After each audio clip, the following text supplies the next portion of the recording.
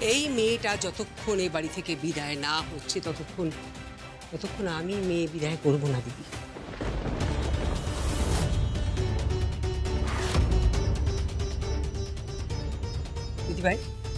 দিদিভাই কতগুলো অবাঞ্ছিত লোকজনকে তোমার দেওর প্ল্যান করেছে এ বাড়িতে। আমি রাজি নই। No, I will not accept. আমি অ্যাকসেপ্ট করব না।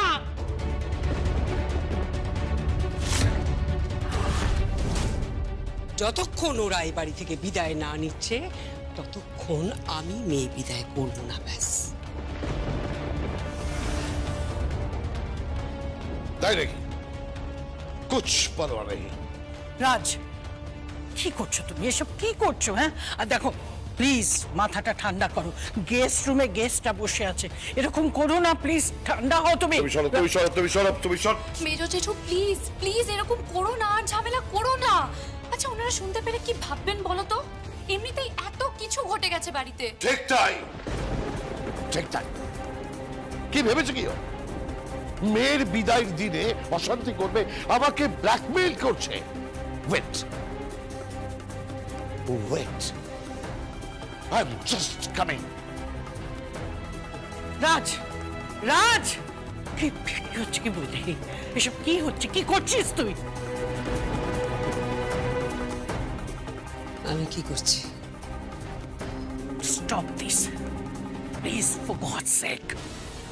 বুঝলি, এসব কিছু আমাদের মানায় না। আমাদের পরিবারের রুচি, আমাদের পরিবারের আভিজাত্য। থাক দিদিভাই, আভিজাত্য সব খোকলা হয়ে গেছে। কারা আমাদের পরিবারের আভিজাত্য বহন করছে? ওই রাজনাথ মুখার্জি, চন্দ্রনাথ মুখার্জি,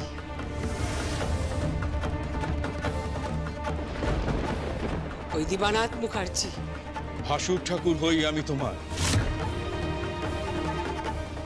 বিয়ের এত বছর পর তোমার কাছে এই অভব্য ব্যবহার, এইভাবে অসম্মান আমি এক্সপেক্ট করিনি বলতে। আমি তো জানতাম তুমি খুব রেশনাল, তুমি খুব ভদ্র, ভালো। তাহলে কেন এই আচরণ, কেন এই ব্যবহার, কেন? মাম্মিকে তো দোষ দিয়ে লাভ নেই। মাম্মি বারবার জগদ্ধাত্রীকে বলেছে এই বাড়ি থেকে চলে যেতে, কিন্তু ও কিছুতেই শুনছে না। মাম্মির প্রবলেম হচ্ছে, মাম্মির কষ্ট হচ্ছে। একবার মাম্মির জায়গায় এসে আপনারা বোঝার চেষ্টা করুন। দরকার নেই কোনো কিছু বোঝার, দরকার নেই।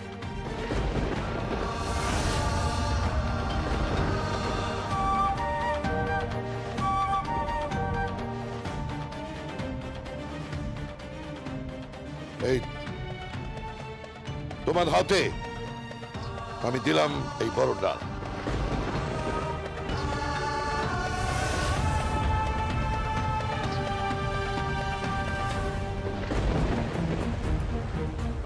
এই বড় ডাল,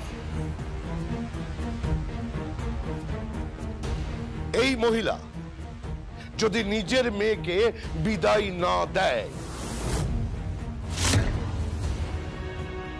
তাহলে তুমি দাঁড়িয়ে থেকে বিদায়ের সমস্ত আচার অনুষ্ঠান করবে।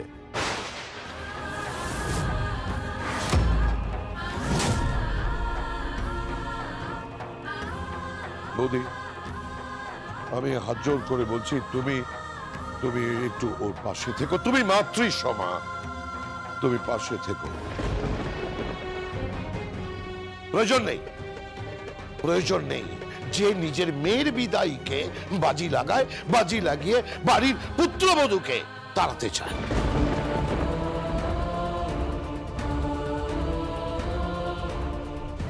জগদ্ধাত্রী, দাও, এসব ঝামেলার দরকার নেই। ধরো, কাঙালি ভোজনের পরেই আমরা এই বাড়ি থেকে চলে যাব।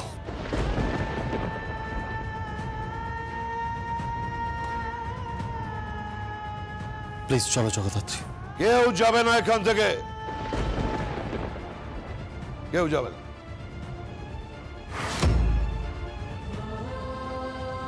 দরকার পড়লে আমি আইনি ভাবে স্বীকৃতি দেব।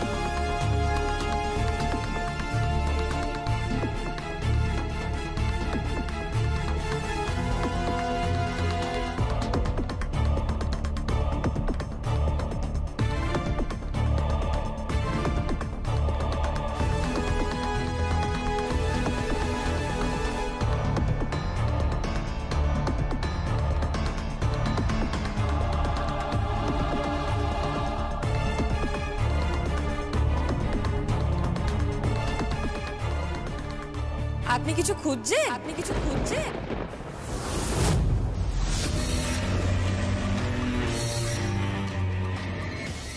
মা কিছু খুঁজছিলেন আপনি? না আমি ওই দেখছিলাম আপনার কিছু দরকার, কিছু লাগবে নাকি? না আমার কিছু লাগবে না। আমার তাহলে আপনার ছেলের আর ছেলের বউয়ের ঘরে এভাবে আলমারি খুলে আপনি কি করছিলেন? কিছু তো নিশ্চয়ই খুঁজছিলেন। হ্যাঁ ওই আমি খুঁজছিলাম, মানে আই এম সরি। আপনি বোধহয় এইটা খুঁজছিলেন।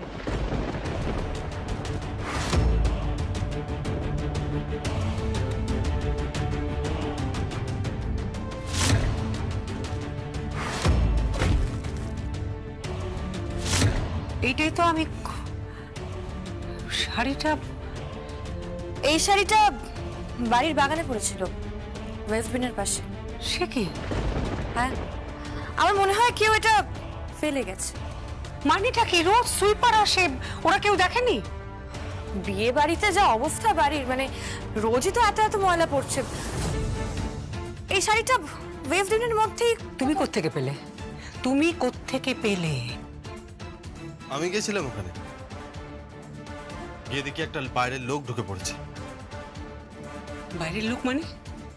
হ্যাঁ, ঢুকে পড়েছিল, ময়লা তুলছিল আর কি, ময়লা করায় আর কি যারা।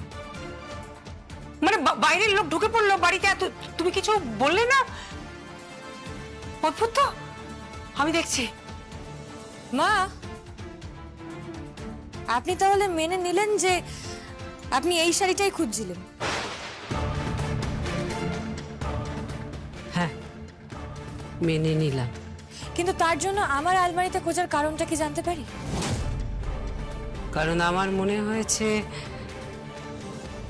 ওই ঘুমটার আড়ালে তুমিই ছিলে।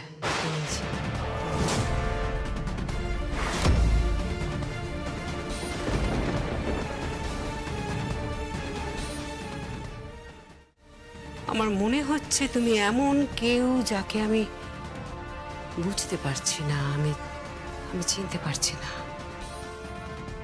তুমি আমার কাছে প্রহেলিকা, একটা ধাঁধার মতো। হ্যাঁ, তুমি মিস্ট্রি আমার কাছে। মা, আপনি মাথাটা একটু ঠান্ডা করুন না। আপনি স্নান করে নিন, যান গিয়ে। আগে আপনার খাবার পরিবেশন করে দিচ্ছি। আর অনেক খাবার বেঁচে গেছে, ফ্রিজে তোলা আছে। বাসি, আপনারা বাসি খাবার খান তো? আমাদের বাড়িতে তো আমরা সবসময়ই খেতাম। খুব চতুর তুমি, খুব চালাক। বাট আমিও গেমটা ছাড়ছি না জগদ্ধাত্রী। কোন গেম? কোন গেম? চোখ বন্ধ করে আমি লক্ষ্য ভেদ করার চেষ্টা করছি। আপনার চোখ বন্ধ হতে পারে মা, কিন্তু আমার চোখ খোলা। এই নিন, শাড়িটা রেখে দিন। Just shut up. আমার সঙ্গে বিদ্রোহ হচ্ছে, মজা করছো তুমি আমার সঙ্গে? হ্যাঁ, মা, কালকে উৎসবের আবার কোর্টের ডেট আছে, আর তাই বোধহয় আপনার একটু মানসিক চাপ হচ্ছে। উৎসবের সঙ্গে তোমার কোন জন্মের শত্রুতা আমি জানি না, তবে আমি এও বলে রাখছি, কাল যদি উৎসবের কিছু হয় তাহলে জগদ্ধাত্রী মুখার্জি এই বাড়ি থেকে তোমায় যদি বের না করতে পারি, আমার নামও বৈদেহী মুখার্জি নয়।